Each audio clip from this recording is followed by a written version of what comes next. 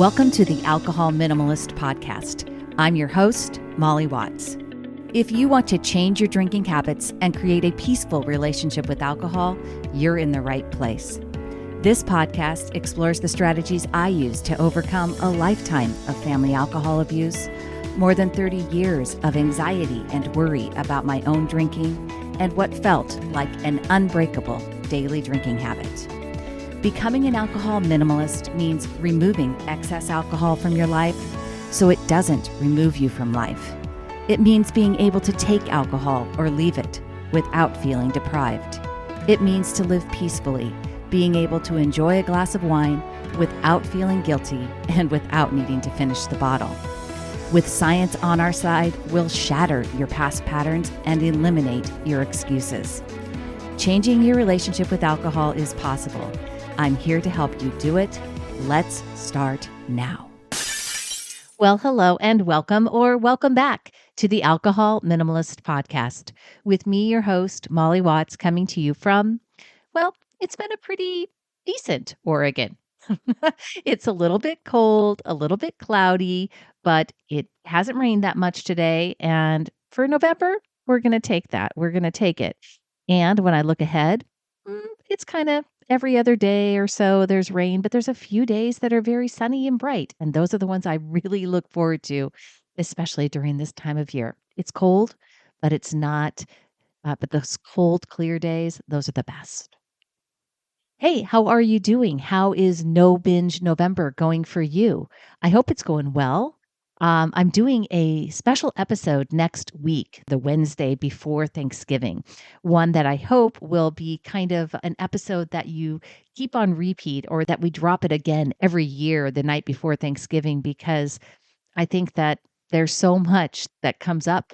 For those of you that have listened for a while, you know that I have some stories around Thanksgiving myself. But the idea of over consuming and over drinking and no binge kind of idea, I think that over drinking follows very similar patterns to overeating for many people. And that's kind of what I'm going to dig into next week. Looking forward to delivering that episode. I think you're really going to love it. This week's episode, before we get to it, I am actually sharing it from another podcast that I was a guest on.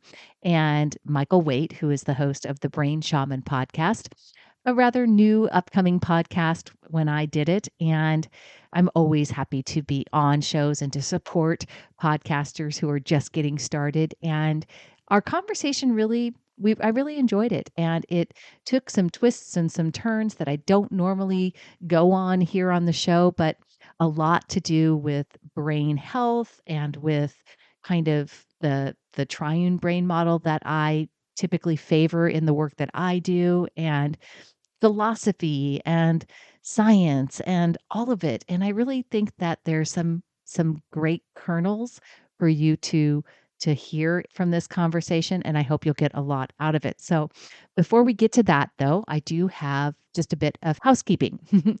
First and foremost, I've got a couple of prize winners. So if you would like to be entered into the drawing for some alcohol minimalist swag, all you got to do is leave a review of this podcast or of my book, Breaking the Bottle Legacy, wherever you listen to podcasts or wherever you've read the book, and I will find you and enter you into the random drawing.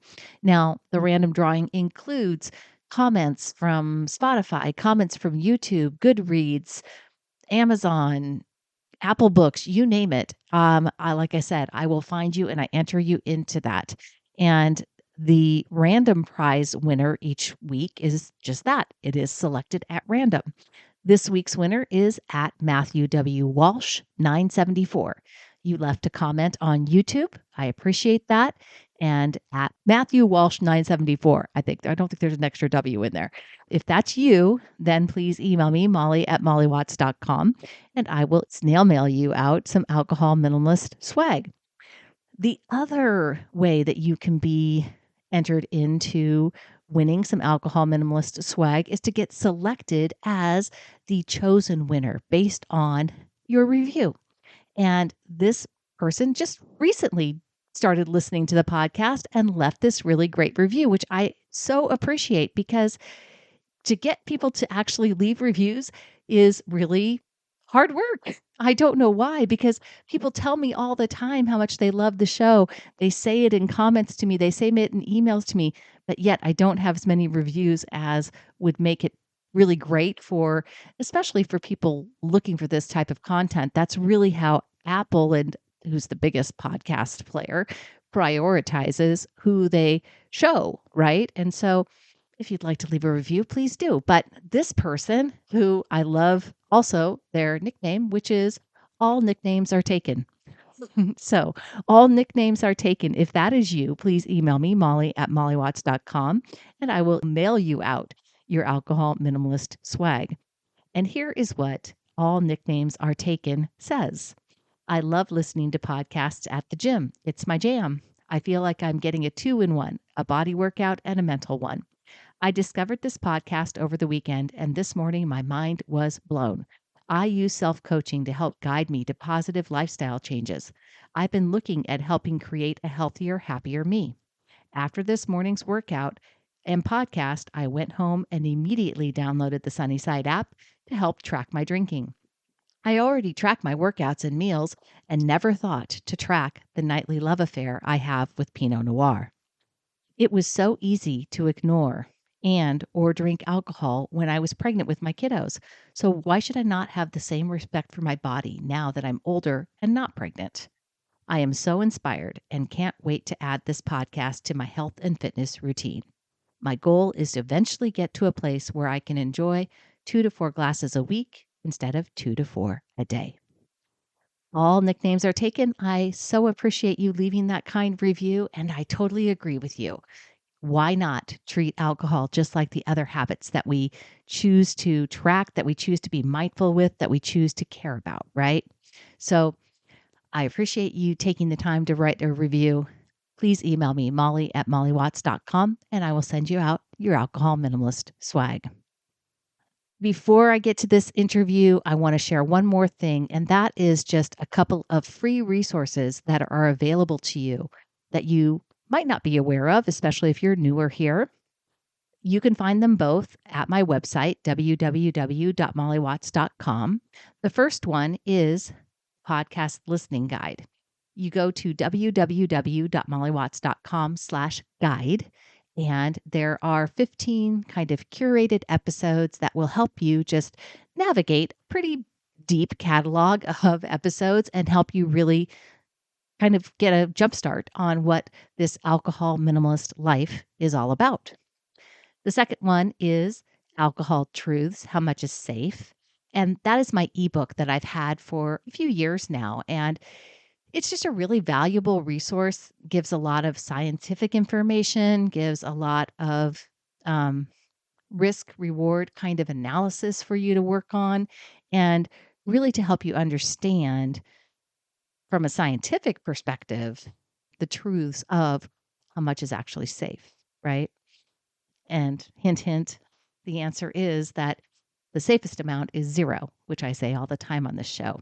But there's ways to include alcohol in your life in a minimal way. And if you accept the low level of risk that is associated with it, then that's kind of what we do around here.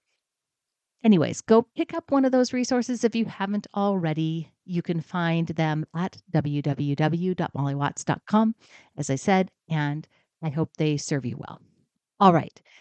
This, again, is my conversation with Michael Waite on the Brain Shaman podcast. I hope you enjoy. Make it a great week, everyone, and I will see you next time. Okay, so you help people kind of rebuild their relationship with alcohol. Definitely. I think that I use the term to rewire people's kind of neural pathways regarding alcohol, to recreate, reimagine, and rebuild a different or change their relationship with alcohol. I typically say help people create a peaceful relationship with alcohol. And it's not like the typical path that I hear. Usually there's this AA path or just cold turkey stop it. Yours seems to be a bit different. So can you explain that? Yeah, absolutely. So that narrative, that AA narrative really is something that is historically what has always been the path for people that who are, when somebody identifies or says, that I'm having trouble with my drinking habits, or I have a drinking problem. That's kind of the vernacular that people use, right? AA and abstinence-based programs are really what people think of when they think of how to fix it. That's just the answer. The answer is stop drinking and then you'll be fixed. But in reality, we are really not drinking. It isn't about the amount that we're drinking if we're not somebody that's physically dependent. And I don't really work with people who are physically dependent. But for people that are drinking more than they want to, it isn't so much about what they're drinking, how much they're drinking, but why they're drinking in the first place. And for many people, it's just a habit pattern that they've established and a coping mechanism, much like other coping mechanisms. But alcohol has kind of a different historical bad rap. And there's reasons for that. And it is because we're misled about alcohol in both directions, not only from the recovery industry, but in terms of the advertising industry and things that we're promoting. The way that we promote alcohol is also inaccurate. And so there's a lot of miscommunication around alcohol. And I guess that's where I come at it from, is just kind of helping people understand the trade-offs that they're willing to make, positive and negative, and that they can absolutely change their relationship with alcohol, which definitely goes against everything that has ever been taught by AA, which is that kind of, it's like you're powerless. Alcohol has all the power and you are powerless. And I definitely work with people in a totally different way. Right. So we've been told that alcohol is like this demon, this devil that we should never dance with. If you dance with it, then you'll get sucked in and you have no control over it. And I guess what you're saying is, while yes, alcohol does have a physical and psychological effect on us, we do have the power to live with it to some extent. That there's a middle ground between sobriety and um, alcohol addiction or whatever. Yeah. I mean, I think that there's a lot of misunderstandings around alcohol, period. And so whether or not someone is drinking alcohol and they believe that they are just a normal drinker, right? They could be someone who's actually, by definition, a heavy drinker, and they just don't really know. We aren't taught a lot, other than if you are someone who has a drinking problem, you're passed out on a bench somewhere with a paper bag beside you, right? I mean, these are the images that people have. You're someone that needs a recovery program.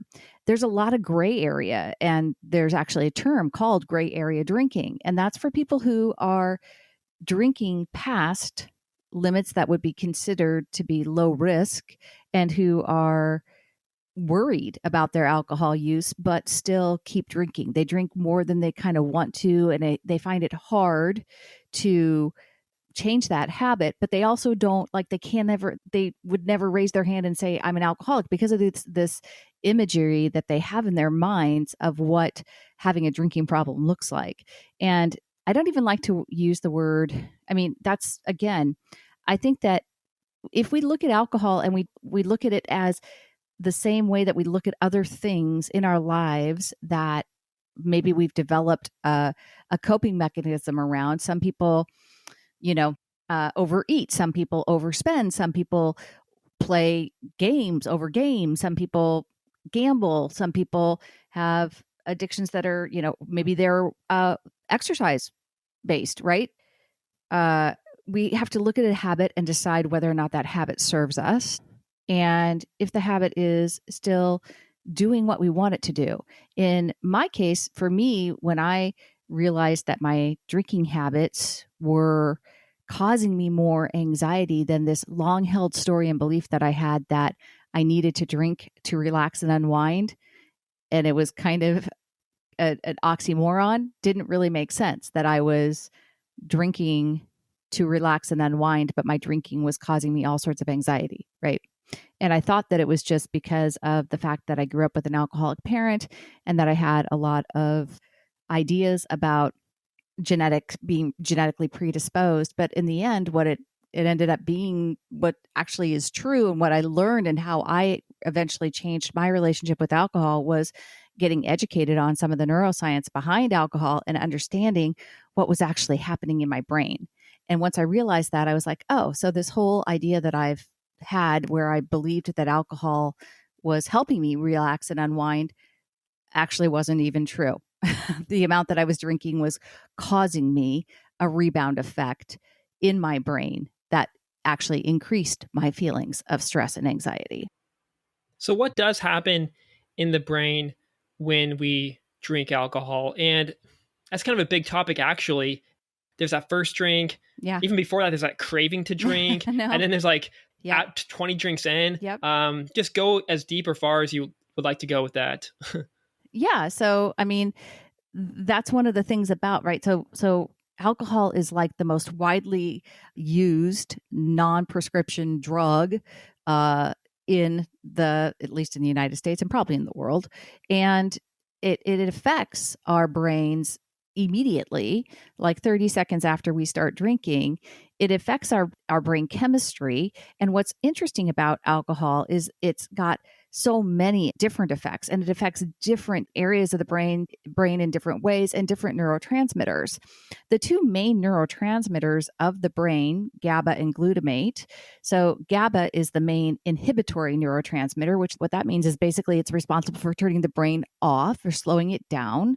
And glutamate is the main excitatory neurotransmitter, responsible for basically turning the brain on. So GABA and glutamate exist in this very symbiotic relationship there. When GABA goes up, glutamate goes down and vice versa, and they kind of are always looking for homeostasis. They're always looking to be in balance, and alcohol increases the effect of the inhibitory neurotransmitter GABA, and it decreases glutamate.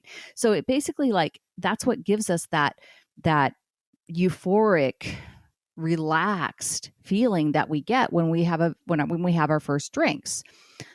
The problem, or the conundrum with alcohol, is that we chase that effect, but unfortunately in the brain it is a biphasic effect, which means that the more alcohol that we consume, it does not turn out that those euphoric feelings continue.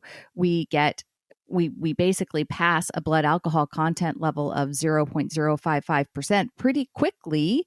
Like you said, 20 drinks. No. We're way before that. Like basically 1 to 2 drinks. Some people do it. I've seen these guys. You see these like 20-year-olds who are like chugging bottles of whiskey. Oh yeah. But they're drinking. Bad stuff. They're drinking way beyond what is. So what I say is, if you look at alcohol as a drug, as a chemical, right? So it's a drug. There is a therapeutic level of alcohol. That level is basically of a blood alcohol content of 0.055% or less. And to reach 0.055% blood alcohol content, that does not take very long for most humans. So for most women, that's going to be like 1 to 2 drinks. For most men, that'd be max 2 to 3. And I say most and max because honestly, and I say it all the time on my show, drinking alcohol is kind of like your own personal petri dish every time you drink. It's like your own personal science experiment, because how much you've eaten, how tired you are, whether you're a guy, whether you're a girl, whether you are, how old you are, how fit you are, how warm it is outside, all of these things come into our own chemical and metabolic reaction to alcohol. So, but no matter what, the bottom line is that therapeutic effect is very limited and basically very low. So no matter what you're drinking, and once you get past and up to like the legal limit here in Oregon is 0.08%. Once you get above that, all positive benefits are gone, and you are just cascading down the downside of all the negative consequences that come from a higher blood alcohol content. And that's the thing with alcohol. There is no scenario where over drinking is actually going to be good for us or good for our brains. Okay. But there are some cases where being a little bit buzzed, just like one drink in, does that have some benefits, or is that also something we should avoid? Well, I think that you can make a case for it, is what I would say. I mean, there is, if you look at the blood alcohol chemistry, that people enjoy, right? So if you, I mean, just from a sheer allegorical from people talking and what they share, people enjoy that relaxed, uninhibited, the feeling of having those chemical neurotransmitters, depressed, or the way that, so we call alcohol a depressant, right? So basically that relaxed kind of euphoric feeling that you get in the very early stages of your blood alcohol content going from 0 to 0.055%. That I could tell you is therapeutic, is beneficial, not beneficial. Beneficial would be the wrong way to put it. It achieves what people are looking for.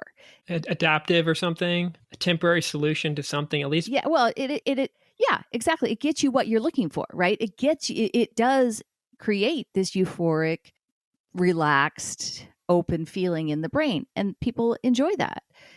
The trade-off is that, again, you can't chase that.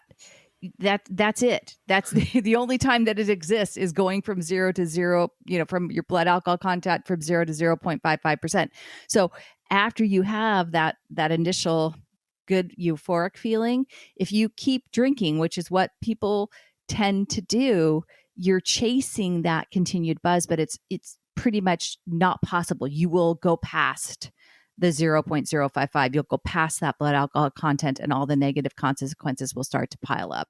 Right, because it might be nice to use that GABA to sort of it kind of shuts down parts of our brain. For example, we're living in this society, in this world where we're kind of hyper rational and we're thinking too much and we're always busy and stuff. So if we can turn down that prefrontal cortex with the GABA, that's useful. But then if you keep drinking, that GABA basically starts working its magic on all the other parts of your brain, and now you're stumbling over and falling, and you're raging around and getting crazy, and maybe even dying or something. Well, yeah, you'll eventually lose consciousness and die. Yeah.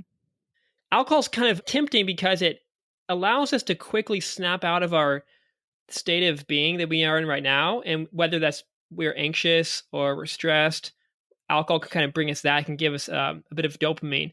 But if maybe our life is too perfect and too orderly, we're bored, it can also give us a bit of dopamine and excite us.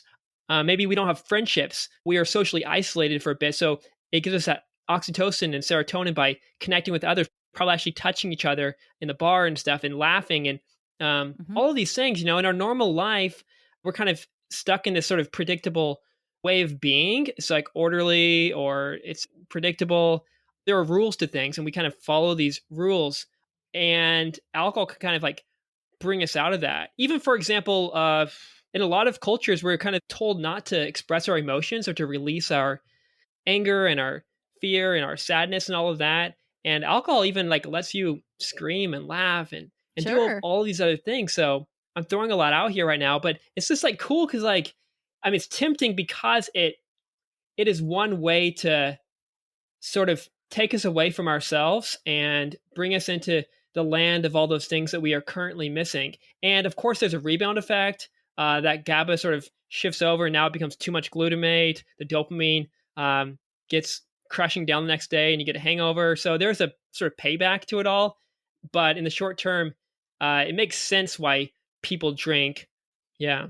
Yeah. I mean, I think that's and what I help people see is that there's other ways. I mean, it's a transitory and temporary thing, but there are other ways to help us feel better. And that has to do with changing how we actually direct our brains and how we manage our minds. And I believe in cognitive behavioral kind of therapy techniques that really are all about creating the feelings. And when you realize that the long game, or the the trade-offs that I'm making with alcohol really aren't giving me what I want. And what I really want is to feel better. I want to feel more relaxed. I want to feel less stressed out. I want to feel connected to people. And to do that, I'd be better off having, different tactics and different ways that help me calm my brain. That, just like you said, we're overrun in this world that we live in these days. We're way too busy. Our brains are way too active. We're inundated with messages and imagery and all, a lot. Our brains have a lot to sift through, and our attention is constantly being battled for. And it takes work, it takes intention to manage your mind and to be a better thinker. But that is work that is really valuable. And when you do that, then you don't really need and feel like you want to escape your own brain all the time, right? And that, I think, is the better, is kind of what ultimately we got to do. And that's, I think, also what separates what I do and how I work with people, because we're not just talking about focusing on changing the action of drinking. We're focused on actually working on our brains and becoming better thinkers.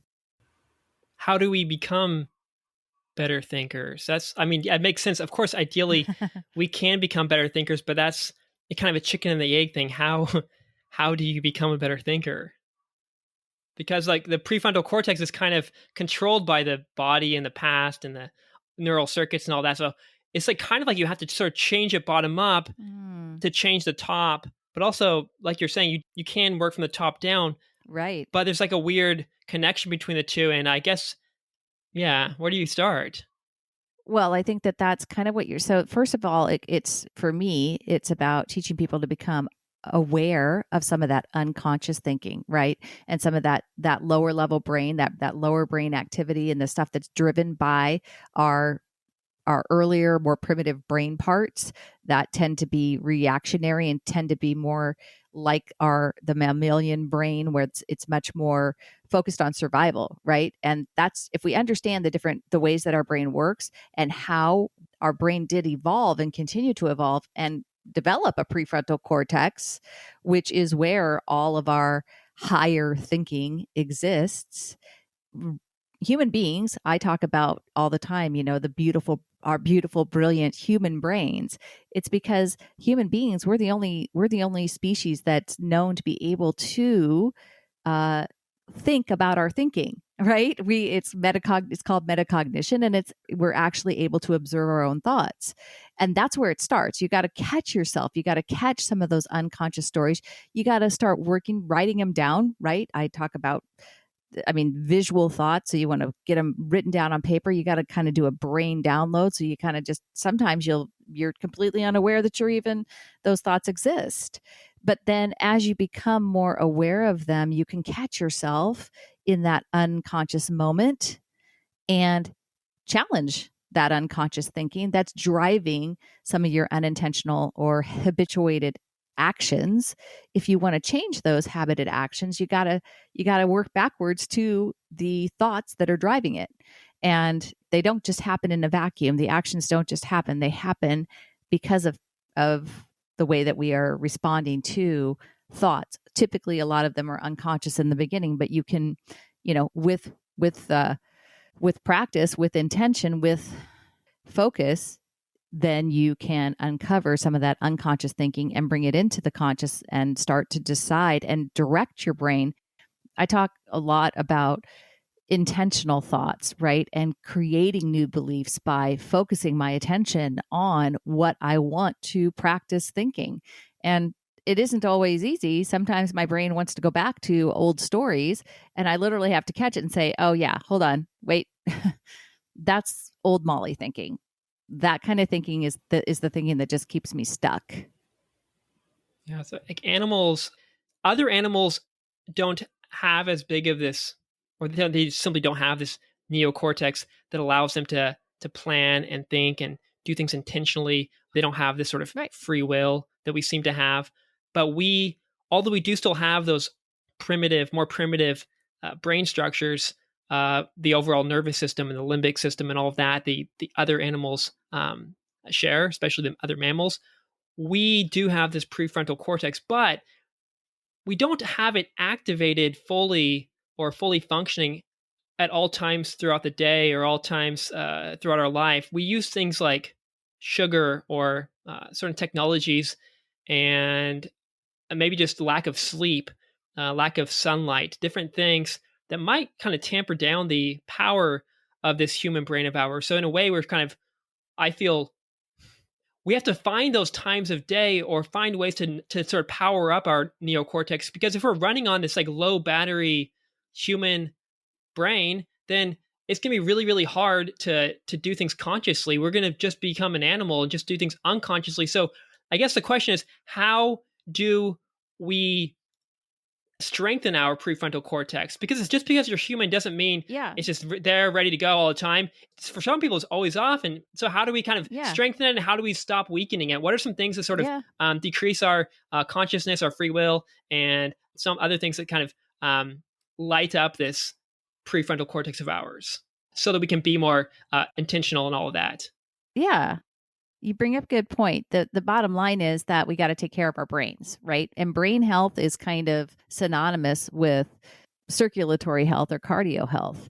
Some of the big things that go into taking care of your brain. And a healthy brain, right, is a brain that is going to be way more capable of using and tapping into that prefrontal cortex.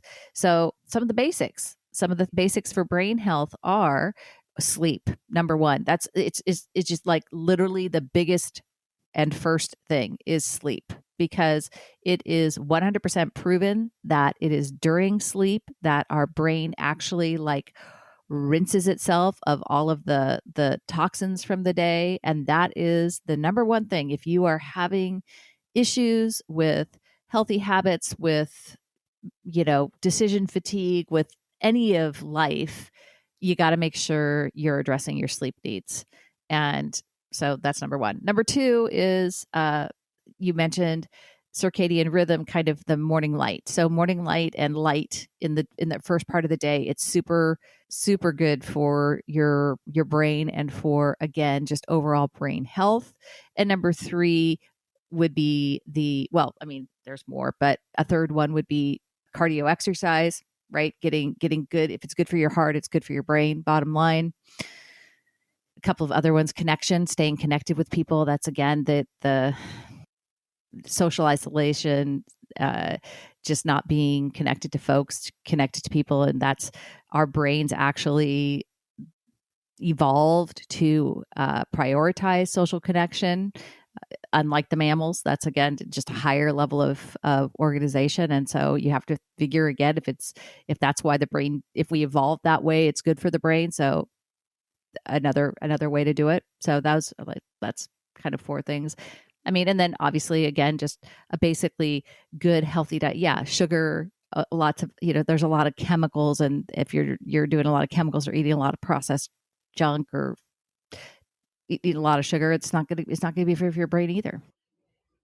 And this might also be solving the alcohol problem from another angle. Not only are doing all these behaviors increasing the efficiency and working of our prefrontal cortex, it sounds like it's also giving us these neurochemicals, these happy neurochemicals, like serotonin, oxytocin, and dopamine, and endorphin in other ways. So we won't be so famished and hungry for them. So we don't have to get them from alcohol. If we have enough people and social interaction in our life, then maybe we don't feel as desperate to go out there to the bar. And if we already have some meaningful projects we're doing, or we're exercising and we're doing other things to get our dopamine up, getting some serotonin from doing things that actually make us feel proud, and we're getting it from the sun. And there are a lot of other ways to get these neurochemicals. And it sounds like alcohol might become more tempting and more alluring when we are lacking one of these neurochemicals. I don't know. Would you agree with that, or is that crazy? Yeah, I mean, I think that a healthy brain is a happier brain in general, and the more that we can do to And also just understanding, I think, educating ourselves on the different ways that our brain works. For me, understanding that I had this, that the brain kind of evolved. I favor a model that is more organizational in terms of a kind of a triune level brain. So like the higher level brain, the prefrontal cortex, the limbic system, the mammalian complex, and then down at the bottom, the reptilian kind of the primitive brain.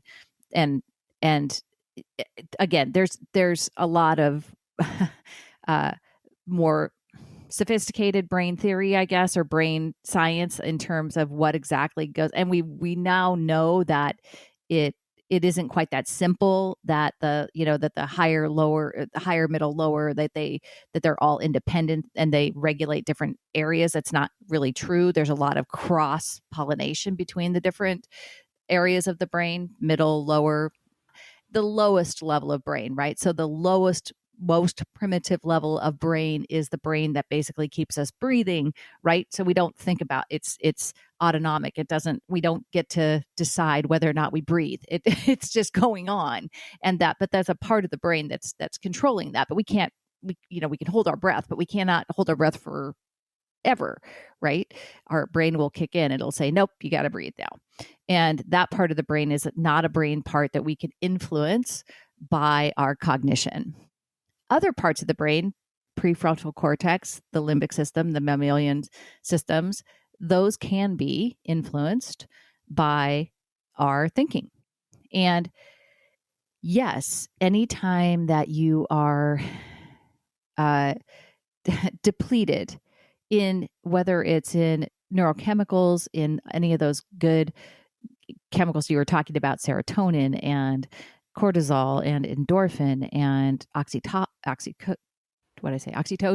Not that one, hopefully. We can do without that one. Then this one. Yeah. Dopamine.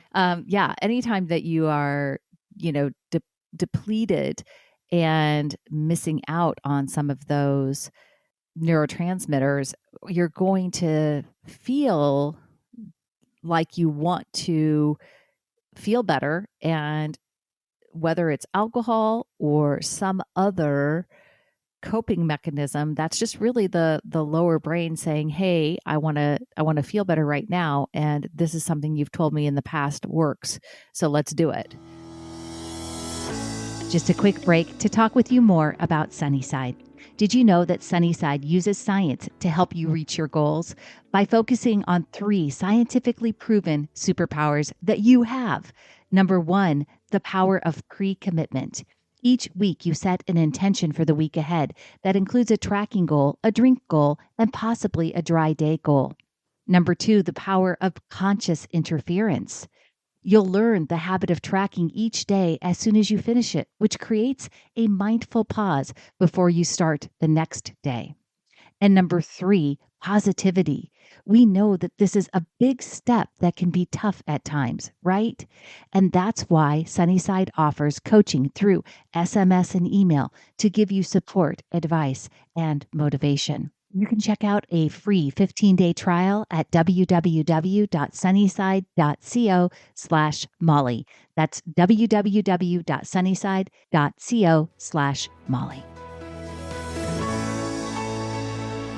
Another question I had was, I noticed another thing is when I drink alcohol, I feel really good, obviously, but then what that does is it triggers off a sort of cascade of other actions of me chasing more dopamine through, I don't know, say looking at porn or eating these chips or playing on my phone, and vice versa. The same thing happens. The more I engage in dopamine from one circuit, like eating some junk food, Yep, or watching too much TV or something, that might trigger off this desire to drink alcohol. So it feels like dopamine, at least from my experience, is like this sticky web or series of dominoes where if you just tap into one piece of the network, it kind of lights the whole thing up and just shifts you into another mode where it turns you away from this sort of free human kind of living, and you go back into that sort of unconscious desire seeking mode. So how can we use this knowledge to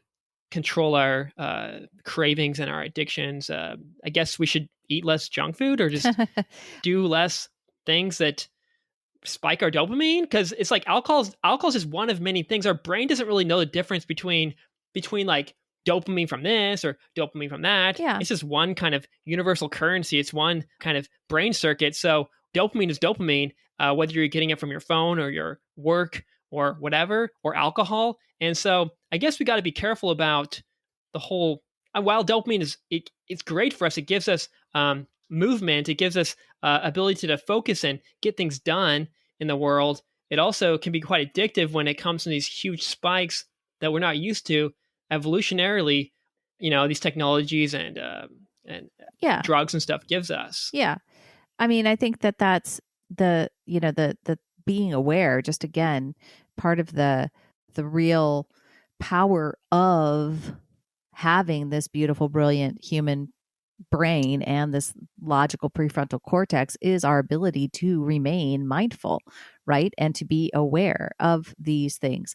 And like, there's a lot of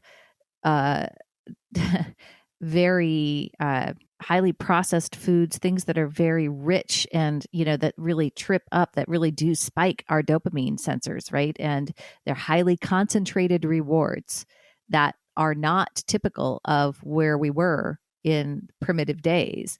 And understanding that that's at play is part of the process. Understanding that is that this highly concentrated reward system that manufacturers have developed to get us to buy their goods, right? To buy their things, to follow to subscribe to their channels, to do all of that, is there's really science behind it. There's scientists paid a lot of money to formulate the flavor of junk food and things like that. But what I think is really important to note is that, I always ask people, okay, so has there ever been a time when you were drinking and having a good time and you decided to stop? And everybody would go, well, yeah, of course, I've stopped. I mean, there's been times when I've been drinking, but I stopped. And I'll say, okay, was there ever times when you were eating something really good and you thought you wanted to have more, but you decided not to? And people will generally say, yeah, of course, there's times like that. Okay, so the bottom line is, if we can do it, if we can do it once, we can always do it. We can do it. It's just that we're really quick to buy into some of the stories of the lower brain of, I want it, I need it. And it's not a higher level thought. Like, even in the moment when you're thinking, I want it, is that really what you want what I really want is to feel better. I want to feel more at peace. I want to feel more content. But my lower brain just thinks that this is the way to get it. And I have to, it requires you to stay more mindful. It requires you to stay engaged and not become, by default thinking. But in my opinion, it's a better way of living. You feel better on a general basis, on a global basis. And certainly when you start to look at kind of, this is bottom line. In my world, if you like the results that you have in your life, don't change anything, right? If you like the results that you have, if you like what is going on in your life, then don't change it. Don't change a thing. But if you don't like the results you have, then you have to go backwards and you have to decide, okay, my thoughts lead to my feelings, lead to my actions, which create these results that I have in my life. If you don't like how much you weigh, then you got to go backwards. It's not about changing just what you're eating. You got to go back to the thoughts that create the desire, the feeling of desire that fuel the action of overeating that gets you to the result that you weigh more than you want to, right? And that's where it all lies. I mean, people, yes. Is it true that dopamine can be hard to resist? Is it hard to say no to a piece of cake? Yes. And you can do hard things. You're capable of doing hard things. And if that's the result that you want, if you want to not you want to lose weight, then you probably want to avoid the cake, and you're going to have to remain mindful, and you're going to have to take control of that lower brain. But it's possible. Yeah, I think it requires knowledge of how our brain works For sure. and all of that too, though. Without that knowledge, in those moments of weakness, in those moments of temptation, you're just going to think, this is how it goes. Yeah, right. And, Yeah, I agree. it's like, so like you interviewed Anna Lempke, and she talks about how like pain and pleasure are kind of one part of the brain, Yeah. and it's kind of like a seesaw. Yep. And when we get too much pleasure, it kind of brings us down to more pain. But in that moment of pain, that's when we get that dopamine hit, and we're like, oh, I want more. That craving comes, Right. and that's painful. Yep. And we want to get back to pleasure. And what she's saying is, if we just wait, if we just pause, we use our prefrontal cortex essentially to be like, okay, just wait 10 minutes, wait a day, whatever, wait 10 days, whatever it is, then that pain will go away, and you'll be evened out, and you'll be back to happiness. Or if you want it immediately, yeah, you can go grab another drink, but that's just going to keep the seesaw going up and down, and that pain is going to come back. But yeah, if we were just living in our sort of animal mode, we might just keep chasing and keep sucking on that alcohol. Like, if you give a mouse some sugar, it'll just keep on going until it dies probably. But we can say, hey, this isn't working. Luckily, we're not mice. Let's stop. And yeah, but that requires sort of like education. I think so. I think two of the keys to being able to regain our freedom over all of this is education, and then two, finding those moments in the day or creating a schedule where our prefrontal cortex is more activated, so that we just have more energy and power to, direct our lives. Yeah, I agree. I mean, education was a huge piece for me in terms of changing my own relationship with alcohol, when I really understood my brain, understood understood neuroplasticity. I mean, understood how it was possible to change these old habit patterns and these old stories, and also just the things that the self-limiting beliefs, all of it, understanding the science of the brain, understanding how the neurochemistry works, how alcohol was impacting, how understanding the biphasic effect. All of it was important for me because it helped me challenge some of those old thoughts that I had that fueled my desire to drink. And that is really, the difference. Now I don't have the same desire at all because I think differently about it. I have a totally different set of education around alcohol. I have a different set of education about my brain. And once I understood all that, I didn't, the desire to overdrink just went away. A lot of those beliefs and thoughts that we have, though, seem to be like physiologically wired through our brains in our youth and in our childhood. Yes, psychologically there too, but there's like physical neural pathways there. How much do we need to understand the story of our sort of history with alcohol, our childhood, our traumas, the sort of stories that led us into this state where we are lacking cortisol, or we're lacking oxytocin, or we're just not quite happy, and we use alcohol as a way to escape that pain, or to get the pleasure that we need. It seems that a lot of people who drink are using it, maybe for excitement and pleasure and that hedonistic stuff, but really it's kind of releasing us from our pain, from our anxiety, our stress, and all of that, our lack of connection with others. Maybe our parents didn't, they emotionally neglected us or something like that, or they physical abuse, all of that. How much, how useful is it to kind of go back and kind of look at your traumas or your histories? Will that help with anything? Well, I never want to dismiss anyone's, what people feel is valuable for them. Personally, I believe that the past only exists today in what I think about it. I cannot go back and change what happened in my past. I can't go back and remake my parents. I can't, the good and the bad. And, if you, in the model that I subscribe to, in the work that I do for myself and the people that I work with, I believe that it's this today, now, I get to choose how I view the past. And what I want to choose is a vision of that past that actually serves me now, that helps me feel better so that I can take better actions, so that I ultimately can have the results that I want to have in my life.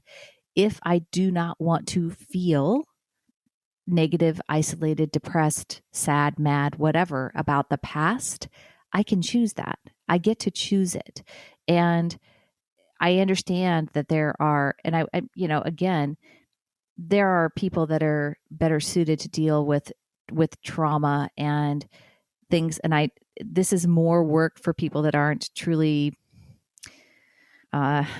compromised by trauma in a way they're no longer functioning. If you're not getting out of bed in the morning, if you're really focused on that past and you're reliving it or anything like that, in a way that's coming up for you all the time, then you're not looking for the type of coaching and the type of work that I do. You're probably going to need some work with a psychiatrist or a psychologist to help you resolve that. Not the kind of work that I do, but in terms of just in general, for people that aren't dealing with those kind of bigger traumatic events in their lives, but they're just kind of in general, like unhappy, or they had some, we all have hardships. We all have things that didn't turn out the way we wanted to in our lives, and holding on to those past missteps, those regrets, those things that didn't serve us, doesn't serve us now. And I don't see a lot of value in it. I certainly don't look backwards and hold on to anger or regret or disappointment about the way things that went, in my childhood. It doesn't serve me now, and I don't choose it. I want to focus on the things that help me feel better, so I can take the actions I want to take, so that I can create the results that I want in my life. We only get one spin around this world and in this life, and we might as well give it our best shot. How do we change those habits of thought and behavior? It sounds like what you're saying is it's almost like we have this like special brain up on top that has these sort of godlike powers where it can completely disregard the bodily past and all that. And maybe that's true. Maybe we can like create these stories. I don't think it's godlike. I think it's I don't know. It sounds like you're giving a lot of weight to the prefrontal cortex. I do. I think this is great and ideal, but how do we, and it's probably the best way to think about it, whether it's true or not, but how do we still have these physiological pathways in our bodies? We might be stuck in a fight flight state, or we might be, sure. We might have adrenaline and cortisol coursing through our veins, and we might have these triggers and these habits and all of that. So how do we change our habits? It's not like a one day snap thing. Oh God, maybe no. It is for you. You're really talented. No, for me, it takes a while. So what's sort of the process in habit change? Oh my God, no, it certainly didn't take me. It's certainly not happened overnight. It happens over years. And that's the whole thing. What I always tell people is like the only people that don't win at changing their relationship with alcohol or any habit that doesn't serve you, because I really believe that what I talk about is universal for any habit that doesn't serve you. The only way you fail is if you quit trying, is if you stop, if you just don't keep going. And keeping going is what it's all about. That means that you got to set yourself up for understanding when you misstep, understanding that those missteps are going to happen, and that they don't mean that change isn't possible for you. It just means that you got to refocus, realign your brain, rethink again, and say to yourself, hey, in the past, you've thought that way and it didn't work out that well. So what's a different belief? What's something else that you could think? And sometimes it's just adding on that phrase. Like when I find a thought that's sticking around, that's not really working for me, I will literally say to myself, is just a thought that my brain is throwing out, and I don't have to believe it. It's optional. Like, that is the beauty of having a brain that is capable of seeing its own thinking. It's like, is just a thought that I'm thinking is not the truth. It's just one version. It's one perspective. What else is true? What else is possible? And if you keep asking yourself that, and if you really keep at it, you will get to a better story and a better version and a better option and something that helps you feel better so that you can take better actions and get different results. Yeah, because I'm trying to get it, like, I'm trying to visualize this, like, what do you actually do? And I guess it's not something you do, it's something you think, but to think like this, you have to still physically pause or take a breath or something. So Oh, sure. I know you don't want to talk about actions, you want to talk about thoughts, but what if you want to translate it into the action, what action do you take to get to the thoughts? You have to sort of take some small action, like a breath or a Yeah. clench your fist or drink some water Yeah. or something. How do you No. there? Yeah. I actually have a tool that I share with my folks that I call the PB&J. And it's so you can visualize a peanut butter and jelly sandwich. That's what it's helpful, right? It's comforting. If we think of a peanut butter and jelly sandwich, most people think that's kind of comforting. So the PB&J is exactly what you said. It's P stands for pause and ponder. So we're going to pause. We're going to get ourselves to stop, right? And we're going to think, and we're going to ponder, and we're going to pause and allow ourselves a little bit of time in between the stimulus and response. If you've ever heard of that theory of the brain. So we want to pause and ponder and think for a second. Then I say, so B in the PB&J is breathe. So we're going to take some deep breaths, deep calming breaths, very well known to help calm the brain down, to help us get more centered, to be able to tap into that prefrontal cortex. And then the J stands for just 10 minutes. So pause, breathe, and just 10 minutes. Commit to yourself. Say, okay, if I can just hang on for 10 minutes, if I still want the cookie, if I still want the drink, if I still want whatever, I'll reassess then. But most of the time, people just, if you do the just 10 minutes, you are good. You don't want it. Then you can tap back into that prefrontal cortex. Yeah. That's great. That's exactly what I'm looking for. I'm guessing you're going to say no to this next one, but are there certain foods or other things we can replace with alcohol? Because when we crave that alcohol, or when we crave anything, when we have an addiction or habit, you have to sort of replace it with something else. So I can't just sit there and be like, okay, it's finished. You do have to do something. You have to replace it. So what are some things we can kind of bring into our lives to sort of replace these negative habits? Well, I'm a big fan of non-alcoholic drinks, first of all. So anybody that says that non-alcoholic drinks are bad, for me, that's simply not true. And I don't think that's true for most people that I work with. So yeah, you have to typically, if you've developed a coping mechanism for one thing, you can't just shut yourself off from all things that are like that, or you might have to pick up a different coping mechanism. But there's lots of different coping mechanisms. Sometimes it's, for me, it could be a hot cup of tea. It could be a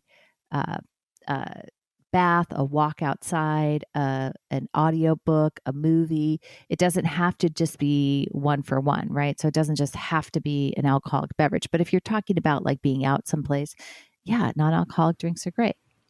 Yeah.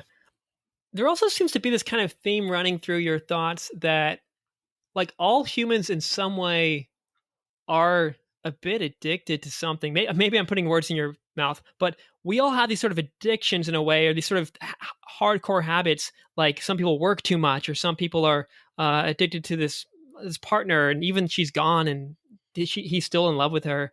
Or movies, or some of these different things are socially acceptable. Some of them are adaptive in the social world that we're living in, and some of them are not, like alcohol or cocaine or heroin or hardcore sex, weird kinky things, if they're hurting people. And like what you're saying, correct me where I'm wrong, these are all kind of similar things going on in the brain, where addiction is sort of addiction, and this dopamine and habit stuff is all kind of the same. But So addiction itself is not necessarily bad, or alcohol is not necessarily bad, but it is in relation to the world that we're living in. So we don't need to feel bad about having some kind of obsession about something, but maybe we should replace that addiction with a more adaptive one. And ideally, we would have no addictions, but to soften things up, maybe that's an unrealistic goal. Maybe a more realistic thing is just to replace one addiction with a slightly healthier one. And I know we want to say no addiction. That, of course, that's ideal, but that's kind of hard. No, Yeah. even like AA people, they become addicted to the group. They become addicted to sobriety sometimes. Like, oh, I'm sober, I'm sober. That's all they talk about. Or people are obsessed with their work. People in Silicon Valley or New York or whatever. Money. There's all these things, but when it's like socially acceptable, it's like good for you. But if you looked at it like Sure. if you flip that money into alcohol, or you flip that work into cocaine, to be like, whoa, this guy's got a problem, he can't stop. So yeah, there might be like actual bad things about alcohol. I think that's definitely the case, but that addiction side of it is something like almost, and some humans have it more than others. Some humans are really wired for addiction. I think they love those extremes. They want to go into that wild world of like, wow, like really really high highs, and I guess they're okay with having those lows. But I don't know. I'm kind of throwing a lot out here again, but how much is addiction just part of being human? And is there a way to just completely get rid of addiction? And how should we think about it in the first place? Yeah. I mean, so I tend to like, I think that most people develop coping mechanisms of some sort, and whether it's an addiction or true addiction, and I don't know about the definitions between addiction and physical dependence versus psychological dependence or anything else. I typically use words, like I said, that a habit that doesn't serve you, right? So a habit that doesn't serve you is something that's causing negative repercussions either in other people's worlds or in your own. Like you've got a lot of anxiety about it, right? And so I think yeah, I think that human beings, the way that we are wired, we are definitely in the way that, not only the way that we are wired, but the way that the world is built, right? It's built to serve those hedonistic kind of drives. And so it's an uphill challenge for sure to not just fall into default thinking and fall into kind of negative habit patterns. And it requires intention and mindfulness. And there are certainly plenty of other options, habits that will serve you, right? And at the end of the day, our life story is going to be the habits that we have are going to be what ultimately creates our life story. If we have a lot of great habits, we're going to probably have a better ending to our life story. If we have a lot of negative habits that don't serve us, because habits by definition are things that run on autopilot, that our brains do without thinking. They are unconscious. So we have to develop habits that are who we are, that fit with who we are trying to become and with a life story that we want to live. That's how I look at it.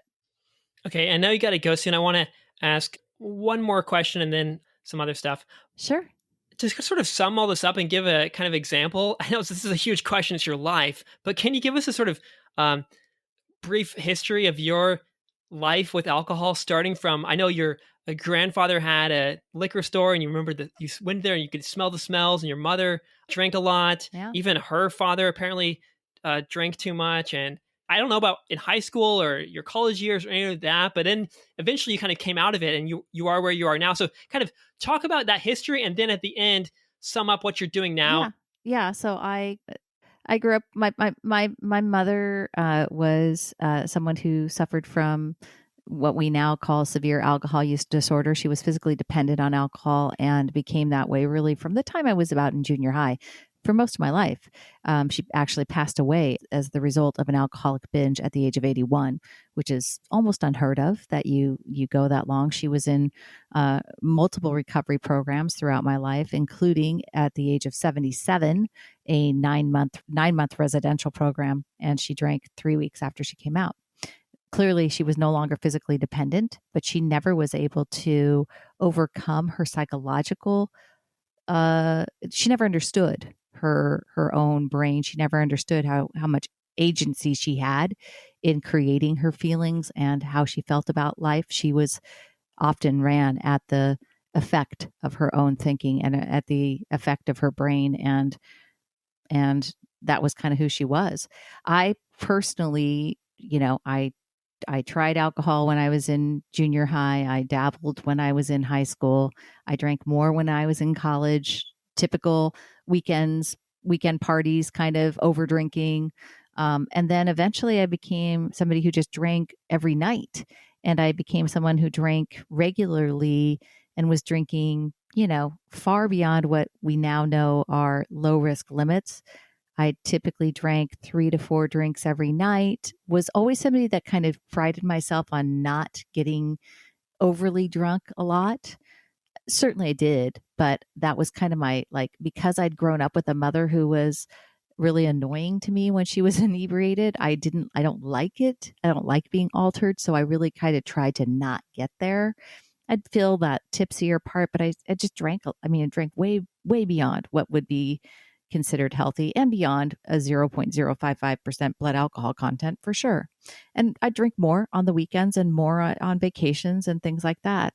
But I had this ever creeping anxiety about my drinking because I did have an alcoholic parent, and I feared what was possible, and I didn't want that, but I felt like the habit was different. I felt like alcohol was different. Like everybody else, I felt like it was different. I believed that it was different and I felt that because it was maybe genetically predisposed before. Maybe I was just more hardwired for desire for alcohol. And yeah, about 4 years ago now, I learned about all this thought work that I talk about. I learned how to see alcohol as just another habit that didn't serve me. And I started to do the work on it. And it took me about a year and a half of working on how to cut back on alcohol, how to, increase the number of alcohol-free days. And then I ultimately ended up training as a coach, writing a book, and starting this podcast so that I could help other people do the same thing to break unbreakable habits, which is kind of the way that I looked at it as far as alcohol was for me. And how can people connect with you and get your books and get your coachings or just your podcast? Throw out any resources that you think people might like.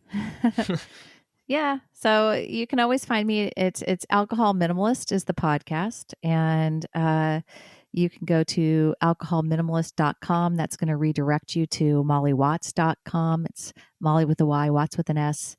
And that's where you can find all about me. And you can always look us up on Facebook. Got the Alcohol Minimalist Facebook group.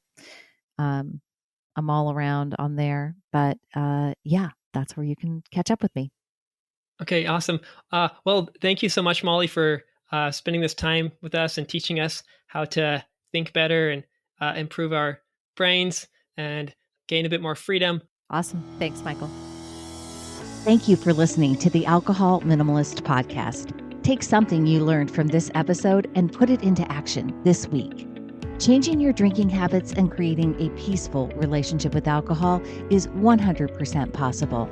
You can stop worrying, stop feeling guilty about overdrinking, and become someone who desires alcohol less. Come join me in making peace with alcohol. It's my 6-month online course and group coaching program designed to help you build sustainable change. Give me 6 months and I'll help you create peace. Check it out at www.mollywatts.com/join. That's Molly with a Y and Watts with an S.